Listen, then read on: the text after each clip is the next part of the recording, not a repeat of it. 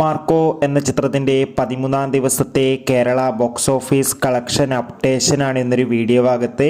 വീഡിയോയിലേക്ക് മുൻപ് video like ചെയ്യുക, ചാനൽ സബ്സ്ക്രൈബ് ചെയ്യുക. ഡിസംബർ മാസം ഇനിയും ധാരാളം ചിത്രങ്ങൾ അങ്ങോട്ട് OTT റിലീസ് ചെയ്യും. ചാനൽ ഭാഗം പരിശോധിച്ചാൽ നിങ്ങൾക്ക് കാണാം.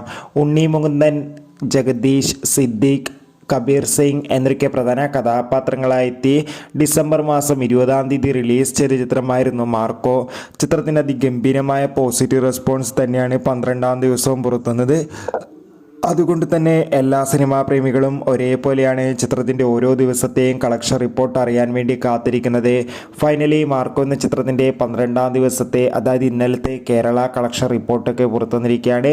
ഇപ്പോൾ കിട്ടുന്ന അപ്ഡേഷൻ പ്രകാരം ഇന്നലെ മാത്രം ചിത്രത്തിന് കേരളത്തിൽ നിന്ന് 2 കോടിക്ക് അടുത്ത് വരെ കളക്ഷൻ നേടിയെടുക്കാൻ വേണ്ടി സാധിക്കുമെന്നാണ് ട്രാക്കിംഗ് റിപ്പോർട്ടുകൾ സൂചിപ്പിക്കുന്നത്. എന്തായാലും മികച്ചൊരു ബുക്കിംഗ് തന്നെയാണ് മാർക്കോ എന്ന ചിത്രത്തിന് കേരളത്തിൽ നടക്കുന്നത്.